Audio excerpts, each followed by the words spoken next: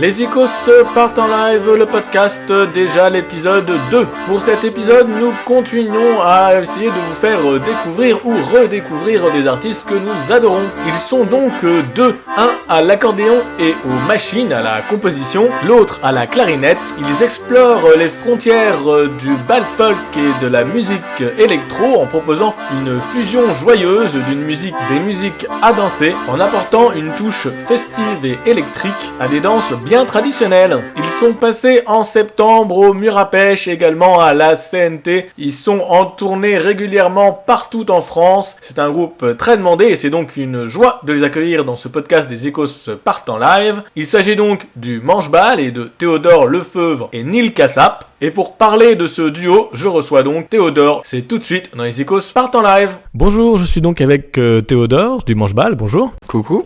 Et merci d'être avec nous dans les Icos partent en live, donc pour ce moment dédié à ta musique. Alors d'abord, est-ce que tu pourrais nous présenter ce que c'est que le Manche-Bal et toi plus particulièrement? Alors le Manche-Bal, c'est pour essayer de résumer la chose, c'est un groupe de musique qui est avant tout un groupe de bal. Donc c'est-à-dire qu'en fait avec le Manche-Bal, on fait de la musique à danser, dans le sens où chaque danse est reliée à un morceau, ou plutôt chaque morceau est relié à une danse. Et donc à chaque début de morceau, on va donner le nom de la danse et comme ça, les danseurs qui sont sur le parquet, ils vont pouvoir faire des danses. Donc voilà, la particularité du Manche-Bal, c'est que on fait du bal folk, mais qu'on va mélanger les mélodies du bal folk avec de la musique électronique. Donc sur scène, on est deux. Il y a moi qui suis à l'accordéon avec des machines et il y a Neil Cassap qui est à la clarinette et des fois je suis aussi en solo. Alors quand on dit machine, un bien grand mot pour dire pas mal de choses en fait. Ouais. Qu'est-ce que ça fait en fait? Est-ce que c'est des sampleurs? Est-ce que tu te sers d'un ordinateur pour lancer des musiques diverses et variées? Avant, je bossais sur des sampleurs des années 90. Enfin, au tout début du Manche-Bal, je bossais sur des sampleurs qui s'appellent des MPC, où je samplais les gens les CD des gens que je voyais dans le trad, quoi, genre les éoles. Parce que en fait, quand j'ai commencé, Pour ne pas les citer, parce que je connaissais pas Anne en fait au début. Et après, j'ai rencontré Anne et tout. On est devenus potes, mais à la base, les éoles, et Son Libre et tout ça, c'est un peu des groupes que je voyais à Saint-Gervais, un bal quand j'étais préado, quoi. Et donc là, j'ai commencé avec des sampleurs. Et donc là, maintenant, je bosse beaucoup avec un logiciel qui s'appelle Ableton Live. Je m'y suis mis il y a 15 ans et depuis, j'ai jamais arrêté parce qu'en fait, le fait d'avoir tout le temps un studio à portée de main avec l'ordinateur, c'est hyper pratique. Parce que vu que je suis tout le temps en train, tout le temps en bal et peu souvent chez moi, je peux composer tout le temps en fait. Avec mon casque et un ordinateur, c'est comme si j'étais dans un studio complet avec tout ce qu'il faut. J'ai des petits contrôleurs et sur scène, tout ce qui est habituellement en machine, c'est-à-dire drum machine, les sampleurs, tout ça et tout, ça c'est dans l'ordinateur. Il y a des samples, mais sur scène, j'ai aussi des pédales d'effet et j'ai aussi un de mes compagnons, on va dire la trinité, c'est un peu l'ordinateur avec Ableton Live, le Mini Brut, qui est vraiment mon compagnon scène depuis le début du Manche-Bal, qui est un synthétiseur en fait, qui est un synthétiseur qu'on appelle analogique, c'est-à-dire qu'il n'y a pas de mémoire numérique, donc je fais tous les trucs en live et en fait je peux tout faire. Je peux faire des sons de mélodie, je peux faire des basses, je peux faire des effets et donc il est très versatile, voilà. Et le troisième compagnon, c'est un peu une machine aussi quelque part, c'est l'accordéon, quoi, mais bon, c'est une machine plus low tech, quoi. Acoustique, une machine acoustique, mécanique. Mais il y a des accordéons. Alors le tien, il est un peu spécial. C'est un peu un chromatique, mais qui a une gueule de diato. Voilà, de petit diato. Ouais, c'est ça. Alors ça c'est tout simple, c'est que historiquement en fait les accordéons piano qu'on utilise, ils sont plutôt dans l'Europe de l'Est et en Amérique latine, et c'est plutôt des gros accordéons type 72 basses ou 120 basses, et moi j'en avais un pendant très longtemps, un Pierre Maria, sauf que ça pèse 11 kilos. Du coup voilà. Mal de dos, bonjour. Ah ouais, exactement. Du coup, coucou la scoliose, et en fait, du coup, je me suis racheté un petit Honor c'est un accordéon touche piano, un piano à bretelles comme on dit, et il pèse 4 kilos, quoi. Donc moi avec cet accordéon-là, j'ai largement ce qu'il me faut pour jouer sur scène avec le Manche-Bal, et puis surtout être super léger pour pouvoir sauter, bouger sur scène, puis aller un peu dans les balles parce que je bouge en train, donc j'ai un peu optimisé le truc, quoi. que ça soit plus simple. Voilà. Je propose qu'on remette un peu la partie live pour un peu plus tard. Là, je voudrais vraiment qu'on se fixe. Finalement, vous êtes un ballet électro. On parle aussi de bal folk. Alors bon, je pense qu'on pourrait ergoter 3 heures sur ce que c'est que le bal folk. Exactement. Donc les gens disent, et tu me corriges si voilà, c'est de la musique à danser sur un répertoire de danse issu d'une tradition rurale franco-européenne. Exactement. Sans... Ouais, franchement, c'est ça quoi. Après moi, c'est que je suis vraiment, comment dire, mon origine dans le bal, c'est vraiment, je suis vraiment un folkeux. On appelle ça les folkeux, c'est-à-dire que je viens vraiment du bal néo-trad quoi. C'est-à-dire que je viens vraiment, c'est déjà peut-être un peu trop spécialisé, mais en gros, le bal folk pour moi, c'est un peu un mélange, comme tu dis, de en tout cas pour rester sur la France, de tout un tas de trucs qui se font en France dans plein de régions quoi. Et donc du coup, dans le bal, on va retrouver des danses qui sont de plein de régions Bretagne, région Occitane et Centre-France. Et en fait, il y a des danses qui vont être plus à la mode que les autres. Et en fonction des années, ça va être la mazurka ou le cercle circassien. La bourrée de temps, elle va être plus dansée en ligne. Et maintenant, elle est un peu plus dansée en cercle. Pour moi, je dirais que le bal folk, c'est ça. C'est un peu c'est plutôt un compliment. C'est pour moi parce que j'aime bien les mots comme ça, mais c'est un peu pourri en fait, un peu de toutes les traditions de France. Et ça vit comme ça quoi. T'as mieux résumé que moi parce que je suis un peu dur, je galère pour résumer les trucs en général. J'ai un cerveau un peu... J'ai beaucoup réfléchi avant l'interview. Ah ouais. Galère de définir le bal folk. Mais en gros c'est ça quoi, c'est un mélange de toutes les traditions un peu françaises de la danse qui vient du revivalisme, qui a eu des collectages, qui a eu... les années 70. Exactement. Finalement, on a prononcé le mot presque interdit, le mot tradition, et finalement le manche-bal, il est un peu en rupture avec donc ce côté donc électro qui est pas voilà, c'est pas tous les groupes de bal folk qui vont faire cet électro là. Normalement c'est plutôt acoustique, c'est plutôt transmission orale et tout ça. Et ce que je trouve intéressant avec le manche-bal, c'est justement que vous avez dit bon bah voilà, nous on fait un bal urbain, mais ce qui existait déjà, hein, et hop on va rajouter de l'électro quoi. Et là complètement. Ce qui est marrant, c'est qu'en fait du bal électro il y en a eu avant le manche-bal. Il y a eu il y avait un groupe qui s'appelait MKF qui faisait avec Stéphane Miret notamment, qui faisait déjà du bal électro bien avant, et même dans les années 80. Mon papa il faisait partie d'un groupe qui s'appelait les Balustrades, et sur le vinyle du groupe de mon père qui s'appelle Yannick Lefebvre, il y avait déjà un remix de bourré de temps quoi, avec c'était en mode années 80 quoi, avec des boîtes à rythme vraiment tic tic tic tic tic tic, vraiment tout kitsch, et voilà, avec pas de basse, rien du tout, un peu la Kraftwerk quoi. Et donc je pense que le bal électro c'est pas si nouveau que ça, mais effectivement c'est pas si répandu. Ce que je dirais par rapport au bal électro et à la tradition, c'est que la tradition, je pense qu'on aura toujours ce débat de c'est quoi la tradition. Est-ce que la tradition c'est un truc qui était avant, et que du coup, vu que c'était avant, on considère que ça a plus de... qu'on peut plus y toucher quoi, qu'il y a ce côté sacré avant, et du coup on peut pas... Ouais c'est ça, il y a le côté sacré un peu de la tradition, c'est-à-dire aussi j'ai un ami dans un groupe, Thilo Saccatini, qui lui il parle de la tradition, il dit la tradition on peut pas dire qu'on fait de la musique traditionnelle tant qu'on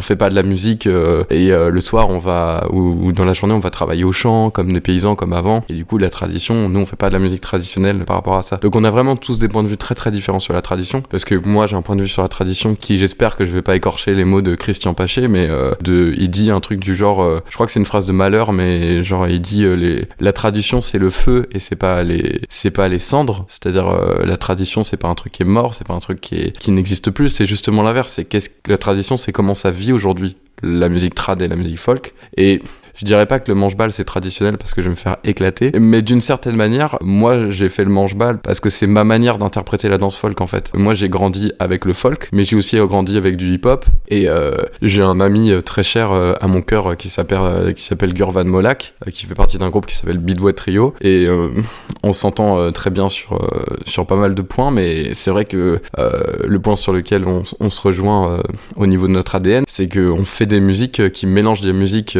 qui sont issues des musiques actuelles avec des musiques qui sont issues du trad. Sauf que pour nous, enfin en tout cas pour moi, je vais pas parler pour Gurvan, mais je pense qu'il doit le sentir un peu comme ça aussi. On fait pas des trucs novateurs particulièrement parce que le manche-balle pour moi c'est juste mon interprétation du folk à travers mes outils de jeune qui a fait du hip-hop, qui a fait de l'électro, et donc du coup c'est pas le manche-balle, c'est même pas un calcul de faire un truc différent, de faire un truc nouveau. C'est ça le truc en fait, c'est que c'est pas une volonté de faire un truc nouveau, c'est que moi je suis pas un grand accordéoniste et que en fait ma manière je suis plus à l'aise avec des machines qu'avec un accordéon, donc je mélange les deux. Mais c'est un peu comme Liang dans le groupe Plume qui joue du héros chinois, typiquement est très éloigné du bal mais qui sonne très très bien. Bah c'est ça quoi, c'est que lui sa manière d'interpréter le folk c'est comme ça, et du coup ça va sonner un peu des fois tu vas avoir l'impression d'être dans un film de Hayao Miyazaki sur les balles de plume, et genre c'est ça quoi, c'est qu'en fait c'est ça la richesse du bal folk pour moi, et c'est pour ça que c'est une tradition qui est tout le temps en mouvement, et c'est pas du blabla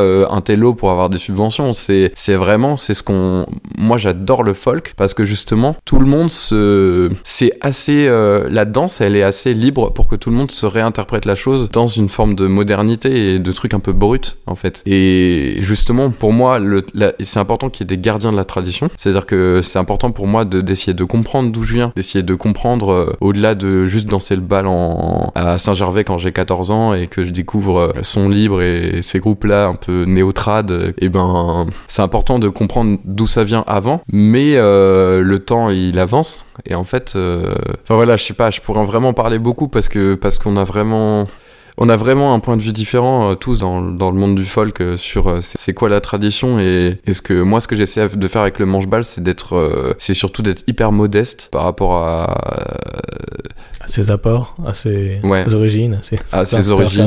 Bah ouais, parce que même si je ne réinterprète de ma manière, ça vient de quelque part. Il y a des mélodies, le branle qu'on joue c'est un branle qui a été branle de Noirmoutier qui est joué par beaucoup de groupes, c'est un branle qui a été composé par Sébastien Bertrand et Christian Paché. Il y a Le Long du Chemin qu'on a réécrit les paroles, c'est Yvon, j'espère que je vais pas écorcher ton nom de famille Yvon, mais du coup je vais juste dire Yvon, et voilà, c'est Yvon qui l'a composé et qui l'a écrit, et du coup on a parlé de tout ça, et c'est important pour moi que dès que je remarque qu'il y a une musique où je savais pas que ça a été composé par quelqu'un parce que je pensais que c'était du trad, mais justement ça c'est fou parce que j'apprends une musique en balle, tout le monde me dit c'est du trad, et en fait je commence à la jouer, puis un jour j'ai quelqu'un qui me dit ah mais ça c'est vous qui l'avez composé, mais c'est pas vous, ça c'est pas un trad, ça a été composé par quelqu'un, et à chaque fois je suis en mode bah non c'est un trad, on m'a dit que c'était un trad, et on me dit bah non c'est Yvon, et je me dis bah c'est qui Yvon, et du coup j'ai cherché à aller voir c'est qui Yvon, et enfin voilà. Les saucissons qui finalement deviennent traditionnels, pas de la tradition mais du bal folk qui devient finalement ses propres codes et ses propres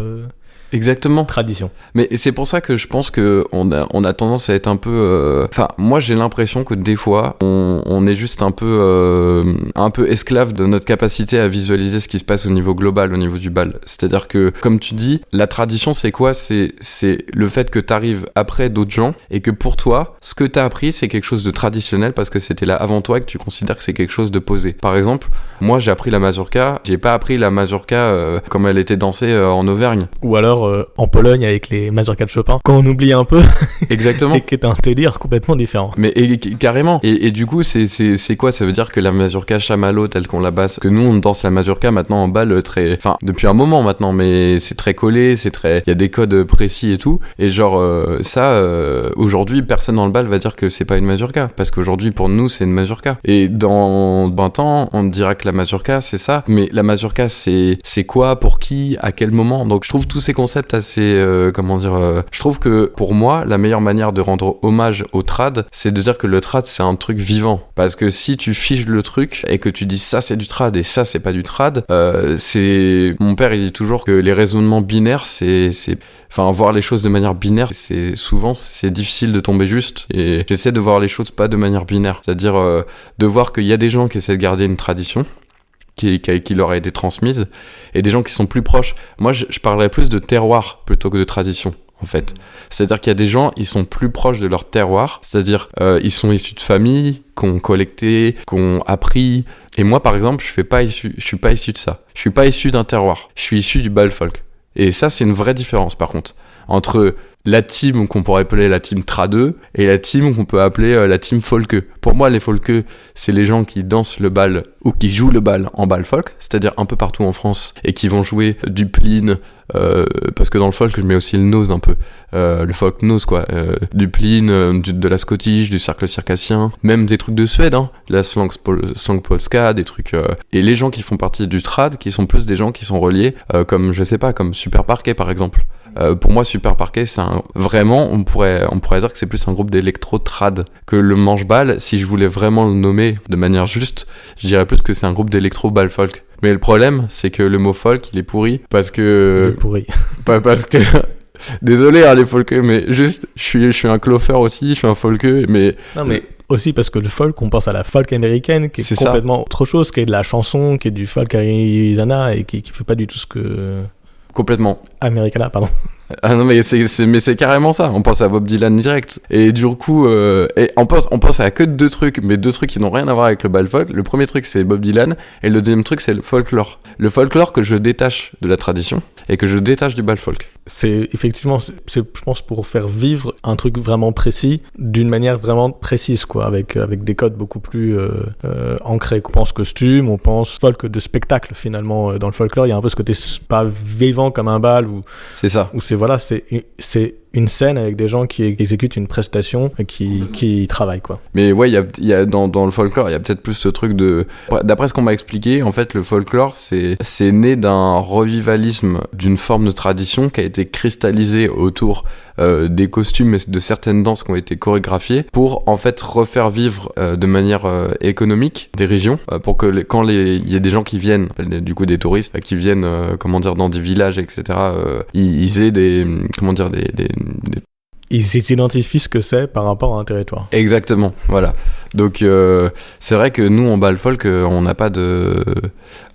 En fait... Si. Et en même temps, la richesse du manche-bal, c'est justement de puiser dans tous ces folklores pour avoir énormément de danses qui viennent de partout et les réintégrer dans votre bal folk, dans votre définition du bal folk. Complètement. Mais c'est pour ça que moi j'aime bien les clichés parce que je sais que c'est pas la vérité du monde, mais je trouve ça rigolo et puis je trouve ça il y a un côté un peu carnavalesque, c'est-à-dire dans le côté un peu folklore, justement le fait d'avoir des costumes, le fait d'être dans des chorégraphies hyper machin, le côté tradeux un peu plus on va dire enraciné. Et puis le côté folkeux un peu plus on va dire hippie pour grossir, hein, c'est des clichés tout ça parce qu'en bal les folkeux c'est très divers, très varié, mais on est tous un peu gardiens de différents aspects du bal en fait, et je trouve ça très beau, c'est un écosystème en fait. Je pense que c'est important que tout le monde soit là, et c'est pour ça que j'ai plus de mal quand on essaie de dire ça c'est du trad, ça c'est pas du trad, le folklore ça sert à rien, le trad c'est trop fermé, ou alors les folkeux ils sont un peu trop ouverts, enfin ils font un peu n'importe quoi avec le trad. C'est ça qui est rigolo, c'est qu'en fait, pour moi, tout ça, c'est un écosystème, en fait. Et le manche-bal fait partie de cet écosystème. C'est-à-dire que le manche-bal, on est à une frange où je sais que je flirte avec les musiques actuelles et où je vais des fois pousser les danses. C'est-à-dire que les danses, il y a certaines danses,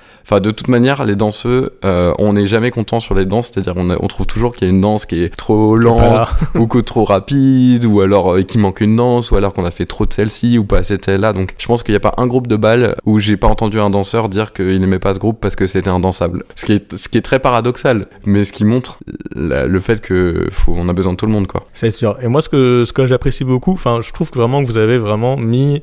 d'abord, je trouve que l'énergie qui est importante, vous mettez une énergie vraiment de bal, qui est pour moi festive. Oui. Voilà. Et vous mettez quand même, voilà, ce côté de multiples danses, de multi-folklore. Alors, moi, ma question, elle va être... parce que finalement, quand vous allez dire je vais écrire pour une danse, par exemple, je vais écrire, je sais pas, une bourrade de temps, avec les outils que vous avez et qui sont pas du tout ceux qui ont été... Enfin, finalement, vous prenez des choses. Comment est-ce que vous faites pour vous dire, ah bah là, ça va être dansable, ça va être chouette, et là, il manque, je sais pas, une ligne de basse ou des tac-tac, parce qu'en finalement, quand on est danseur, ce qu'on recherche, c'est un rythme sur lequel on peut danser. Complètement. Comment ça se passe? Comment est-ce que c'est composé? Comment est-ce que c'est géré à votre niveau? Alors, il y a plusieurs méthodes de composition que j'utilise dans le manche-balle. La méthode, on va dire, principale que j'essaie de mettre en place, c'est quand je commence à bosser sur Ableton, je me dis, ok, je vais faire un rondo, par exemple. Donc déjà, il y a la question de c'est quoi le rondo? C'est-à-dire que, en fait, de manière quasi systématique, ce que j'essaie de faire au maximum, c'est avoir un minimum de connaissances sur la danse. Pas être un spécialiste, c'est-à-dire je vais pas attendre de faire un stage de 2 semaines à Comboros sur la bourrée 3 temps pour composer de la bourrée 3 temps, parce que j'ai pas le temps et que ça serait au niveau réalisation, c'est pas possible. Donc ça se fait plus sur la longueur. Mais je prends une danse, je me dis je vais faire telle danse, je vais écouter des groupes qui font cette danse-là. Principalement, quand je vais écouter des groupes qui font cette danse-là, je vais écouter des groupes néo-trad. C'est-à-dire que je vais pas souvent écouter des groupes des années 70-80. Je vais vraiment écouter des groupes pour écouter comment les groupes néo-trad ils réinterprètent le truc, déjà. Parce que vraiment, on est un groupe néo-trad. Et donc, du coup, je vais écouter les pas. J'essaie d'avoir une phase où j'écoute les mélodies, les rythmes. Et ce que je vais essayer de faire après, c'est composer une mélodie qui ressemble aux mélodies que j'entends. Et après, c'est que de l'ajustement. C'est-à-dire qu'une fois que j'ai à l'accordéon ou au piano une mélodie qui correspond à la danse, ce que je vais faire, c'est j'ai un peu un rituel un peu bizarre. C'est que je prends mon ordi et je compose, j'ai mon ordi branché sur mon casque et je compose en fait, j'ai mon ordi dans les bras et je danse en même temps. Donc c'est un peu le bordel, mais en gros c'est ça. Donc j'ai de la batterie et je suis en train de... Donc j'ai ma mélodie qui est préenregistrée dans Ableton et en fait le truc que j'essaie de faire c'est de trouver une autre culture dans la musique électronique qui a un rythme qui peut correspondre avec le rythme de la danse et après j'ajuste. C'est-à-dire que je vais trouver un rythme qui correspond, après je vais trouver par exemple là j'ai fait une chapelloise avec un thème qui est plus un thème qui pourrait correspondre à un groupe qui s'appelle Balogadjo, donc plus un thème un peu de... Ouais, un thème de Balkan. Ouais, c'est ça, un thème un peu genre plus avec des consonances d'Europe de l'Est. Donc je compose le thème et après je vais chercher. Donc là le jour j'ai eu une épiphanie sur ce truc-là où j'écoutais de la house tech, ça s'appelle.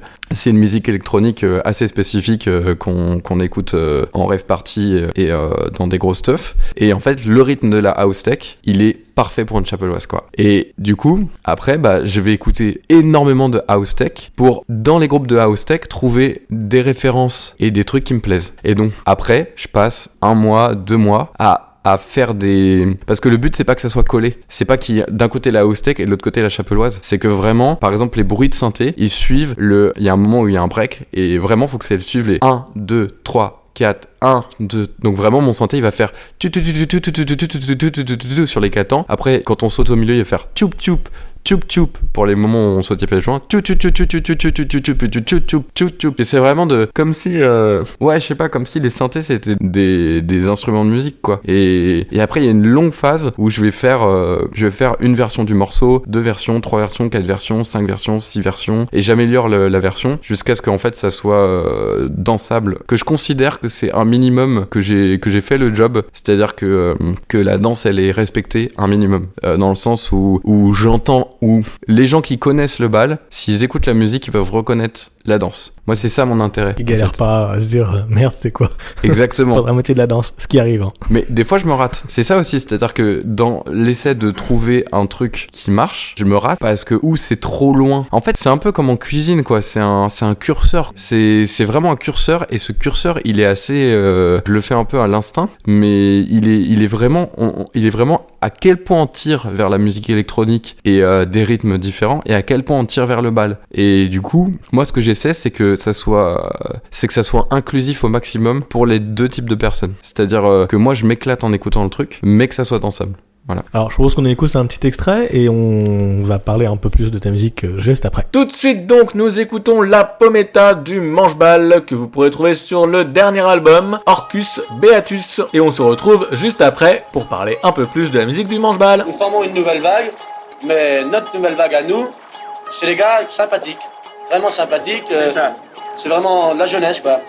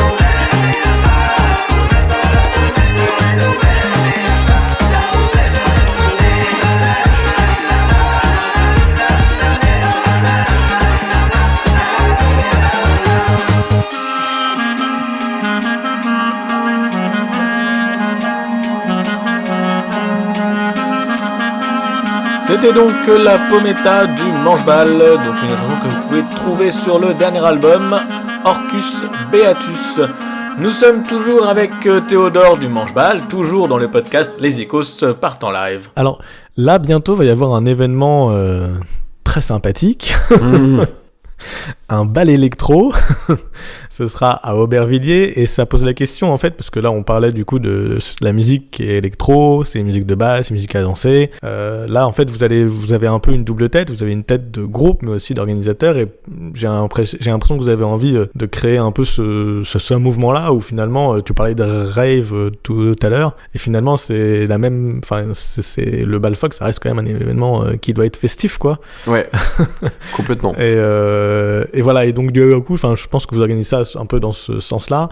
Complètement. Comment ça s'organise alors pour ce bal-là? Quels sont les groupes que vous invitez? Quelle est la frontière entre un groupe de concert et un groupe à danser? Parce que j'ai vu qu'il y avait Turfu, par exemple. Complètement. Eh ben, en fait, il y a donc c'est drôle parce que les gens confondent beaucoup les deux événements, mais c'est plutôt positif. Ça veut dire que c'est en train de. Je l'ai faite hein, pour les auditeurs qui regardent. J'ai dit ouais le Technival. C'est ça. C'est qu'en fait. J'avoue. En fait, c'est le 8 octobre, du coup, si je dis pas de conneries, il y a donc le Technibal qui va se situer au Point Fort, et en plus, c'est au même endroit. Le 8 octobre, il y a le Technibal, et du coup, le 12 novembre, il va y avoir le bal électrique. Ces deux événements qui ne sont pas le même événement, mais qui sont très similaires sur pas mal de points. Le Technibal, bon, voilà, je vais essayer de pas dire de conneries, mais l'idée, je pense, c'est organisé par Turfu, et notamment par, je crois, par Mathieu Souchet, c'est d'avoir une soirée qui mélange des groupes de bal néo-trad, et des groupes de techno, et des groupes qui mélangent des influences diverses et variées de bal et de techno. Pour ce qui est du technibal, l'idée c'est que c'est pas que du bal folk au sens propre du terme, c'est-à-dire que voilà, il y a une volonté hybride, je pense, de Mathieu de tout mélanger, et c'est génial parce que ça fait très longtemps que je pense qu'on avait besoin de ça. Turfu, je pense que je vais pas dire de conneries en disant que c'est pas un groupe de bal folk, c'est-à-dire que il y a un truc très simple avec Turfu, c'est que les morceaux sont pas calés sur des pas de danse au sens folk du terme, mais j'ai envie de dire quelque part, dans le folk, on est tellement en train de faire de l'impro et de chercher des nouvelles choses que en fait, moi j'ai dansé sur Turfu plein de fois et je m'éclate à danser en impro sur Turfu. Donc tout ça c'est poreux en fait. Tout ça c'est très poreux, d'autant plus que Raphaël Descoster, c'est un accordéoniste qui vient du trad aussi, avec des groupes comme Slabia. Donc voilà. Sur le bal électrique, la volonté, je pense que elle est similaire et à la fois elle est un peu différente. C'est-à-dire que l'idée c'est de faire un bal tant vers du néo-électro, c'est-à-dire avec des groupes qui vont utiliser des loopers, du beatbox, tout ça. Mais la volonté, enfin moi en tant que programmateur sur le bal électrique, c'est vraiment d'inviter des groupes qui, dans leur... je demande si c'est un groupe vraiment à danser. C'est-à-dire que pour moi, c'est important que les groupes que j'invite au bal électrique, à chaque début de danse, ils donnent un nom de danse et que le morceau soit calibré pour la danse qu'ils annoncent. C'est l'idée. Après, on est à une frange. C'est-à-dire l'idée, c'est quand même de pousser sur de l'expérimentation. Mais mon souhait, c'est que ce soit vraiment un bal folk, le bal électrique. On a accueilli des groupes qui étaient un peu moins électro, par exemple comme Mudar, mais qui, avec Anne des Éoles, qui est un groupe plus foro. Mais l'idée, voilà, c'est quand même d'être dans du néo-trad. J'aimerais bien pousser la scène plus néo-trad électro parce que je trouve qu'elle est sous-représentée dans le bal folk. Mais ça commence à venir. Donc pendant très longtemps, on va être à notre 6e édition. Et à la base, le bal électrique, c'était simplement le Manche-Balle qui invite d'autres groupes à jouer. Donc il y a eu Jérémy Congrega, il y a eu Gurvan Molak avec son projet Fayabal, et j'espère très bientôt des groupes comme Beat Boy Trio, comme peut-être Poulidor, Groove Factory. Enfin, l'idée c'est vraiment de créer un événement autour de l'électro-trad en Ile-de-France. On va voir si on arrive à développer le projet. Et sur les prochaines éditions, ce qui est prévu, c'est que le Manche-Balle joue pas forcément, et justement d'en faire un festival plus je dirais autonome, et développer des stands. On a beaucoup, enfin moi j'ai très envie de développer. J'ai envie que le bal électrique ça soit un peu une représentation de ce que moi de l'idée de ce que moi je me fais du bal folk, c'est-à-dire un bal un peu un peu très ouverte, vivant, festif, carnavalesque, inclusif, safe, respectueux, avec voilà, en essayant au maximum que les gens viennent et se sentent en sécurité, puissent se sentir à l'aise avec comme ils sont, tels qu'ils sont. Et c'est là que matière vivante. Parce que je sens que tu veux parler de matière vivante. Matière vivante, ouais. Alors là, je drop des trucs. Peut y aller. Là, je drop des trucs qui sont. Je tiens à préciser que voilà que pour le moment, c'est de la pure spéculation, on va dire, et c'est plus de l'envie et de l'espoir de développer le truc. Mais effectivement, il y a des collectifs comme le collectif Matière Vivante qui font du taf, du super taf par rapport à toutes ces questions de se sentir en sécurité, safe dans le bal et qui font un travail dont on a besoin parce qu'on a besoin de référents en fait, et moi j'aimerais beaucoup développer ça. On verra, est-ce que c'est possible, est-ce que ça va se faire, on essaie de mettre les trucs en place, voilà. Donc c'est un peu ça pour moi la différence entre un événement comme le Technibal et un événement comme le bal électrique, mais je crois que l'idée c'est pas non plus de faire des cases et la danse, que ça soit danser sur place, faire du pogo, faire de l'impro ou danser le bal trad ou bal folk et tout, l'idée c'est quand même d'être ensemble, de faire un truc ensemble et tout. Les velléités sont similaires, mais on est dans le même. Je pense qu'on est dans le même trip un peu. Et c'est pas pour rien que souvent on confond le manche-bal avec Turfu, que on confond le Technibal avec le bal électrique. Et voilà, moi ça me rend heureux en fait que ça se développe et on va essayer de voir. Donc s'il y a des gens aussi qui sont intéressés par venir soutenir le projet du bal électrique. Que ça soit par leurs compétences, etc. et tout, je pense qu'on est très ouvert sur en parler et voir s'il y a des choses qui sont possibles. Voilà, donc ça c'est pour le 12 novembre. Ouais. Donc du coup ça sera le 12 novembre dans un lieu qui s'appelle le Point Fort à Aubervilliers, qui est un lieu plutôt récent, mais où il y a une grosse programmation qui est super. Le lieu est vraiment formidable. C'est accessible en métro. C'est presque un chapiteau. Ouais, il y a un chapiteau. Franchement, le parquet, il y a un parquet. La salle, elle est assez grande. Enfin, on est super bien accueillis. Il y a une grande halle. Il va y avoir à manger. Voilà. Donc là, pour le bal du 12 novembre, il n'y aura pas encore les collectifs et ça va rester un bal électrique, on va dire, à l'ancienne. Et comme on a pu voir au Cirque électrique, hein, parce qu'il faut dire quand même que les autres éditions se faisaient au Cirque électrique. Complètement, on a fait 5 éditions au Cirque électrique. On a eu, une proposition au Point Fort, qui a une salle qui est très bien équipée et du coup qui permettent de développer un projet cool avec eux. Donc ça sera dans le cadre, je précise que ça soit le Technibal ou le bal électrique, ça sera dans le cadre de Ville des musiques du monde, qui a un gros festival de World où il y a plein de gens qui sont invités. Daniel Waro, j'ai vu, il y a Koutou, il y a plein de groupes. Du coup, dans le cadre du Technibal, il y aura La Machine, et pour le bal électrique, il y aura du coup Loop, Trad et Emmaüs, un groupe vraiment de bal folk dansable, qui est mené par Lionel, qui fait des loops avec plein de petits objets, une basse électrique et même peut-être, d'après ce que j'ai compris, sur son nouveau set, un saz, qui est un instrument plutôt oriental, plutôt turc. Et donc voilà, donc la soirée sera partagée entre Loop, Trad et Emmaüs, parce que moi j'aime bien promouvoir aussi le bal électrique. Il y a vraiment une volonté pour moi de promouvoir des groupes qui sont vraiment au début de l'émergence, enfin que ce soit Mudar, que ce soit Fayabal, soit Loop, Trad et Emmaüs. Moi j'aime bien les nouveaux projets que les gens ils connaissent pas encore forcément. Sur une programmation, c'est sûr que les gens vont moins connaître Loop, Trad et Emmaüs qu'un groupe comme par exemple comme La Machine, mais c'est super important pour moi en fait, parce que moi avec le manche-bal j'ai eu cette chance là d'être programmé au début et je trouve ça super important de pousser la créativité, parce qu'en fait des petits groupes comme ça qui font des trucs hyper intéressants, il y en a plein en fait en France. Il y a aussi cette volonté là dans le bal électrique de donner la place à des groupes plus nouveaux, c'est ça, dans une mouvance, pour les mettre en avant exactement. À fond. Et qu'ils aient un public qui se construit, quoi. Exactement. Et c'est pas très stratégique au niveau, on va dire, au niveau rameuté du public, c'est pas forcément le plus stratégique.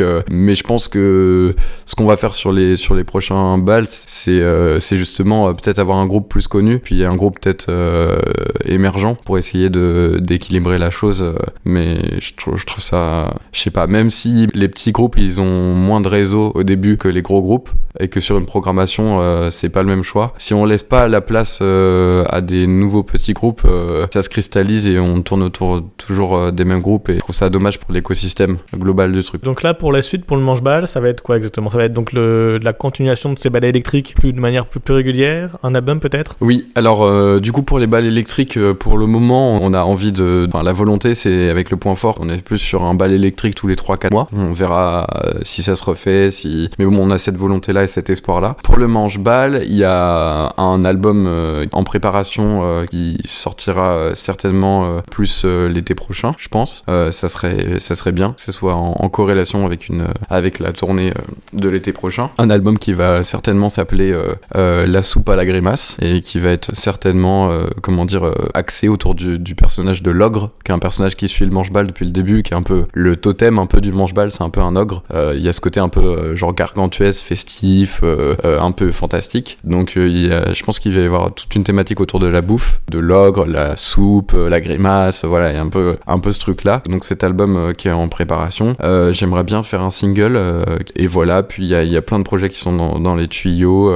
On aimerait bien faire une résidence, et aussi du coup pour la sortie de cet album, on est en réflexion sur trouver en fait, la problématique en France, c'est que du coup, vu qu'on est des groupes émergents de trad, c'est pas si super évident de trouver des labels parce que c'est nouveau en fait. Donc on est en réflexion sur quel label pourrait être intéressé pour le deuxième album du manche-balle. Donc voilà, si jamais il y a des auditeurs qui se disent j'ai un label. Ouais, j'ai un label, ou j'ai une boîte de prod, ou mais ça correspondrait bien avec tel label, etc. On a déjà des idées de gens avec qui on a déjà parlé, avec qui on suppose qu'on pourrait travailler, mais bon, c'est bien d'avoir une vision plus globale pour sortir un album, quoi. Alors dans cette émission, on a une question qui revient à chaque fois, c'est une question libre, c'est est-ce que vous aurez un message à faire passer? Voilà, alors je sais pas si t'as un message que t'aimerais faire passer, c'est un peu maintenant. C'est maintenant, forcément.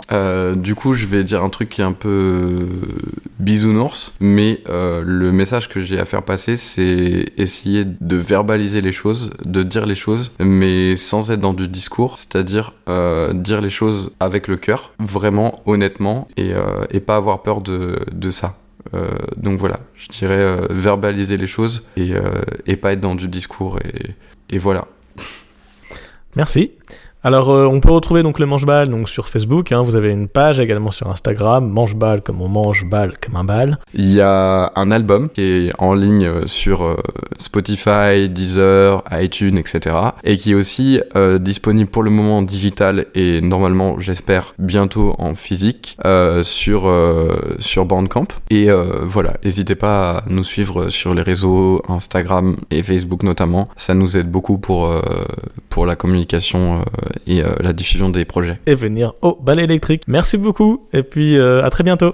Bonne journée. Merci beaucoup, à la prochaine. C'était Théodore Lefeuvre du Manche-Balle dans les Icos partent en live pour nous parler de sa musique. Merci à lui d'être venu nous en parler, c'était hyper intéressant. Je vous propose un petit extrait afin de finir ce moment avec le Manche-Balle. Il s'agit du titre Dingue Dingue Dingue que vous pouvez retrouver sur l'album Orcus Beatus, disponible sur toutes les plateformes et pour lequel un clip est en train d'être réalisé. On se retrouve juste après pour la clôture.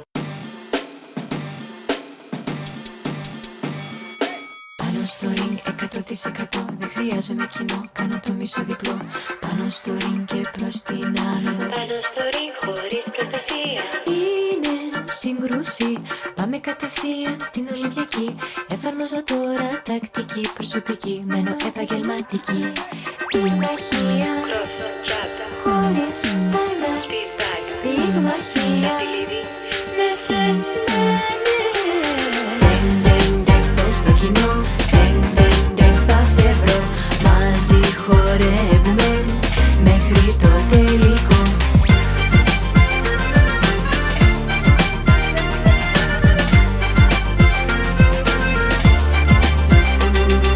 Δεν σταματάει ποτέ αυτός ο αγώνας.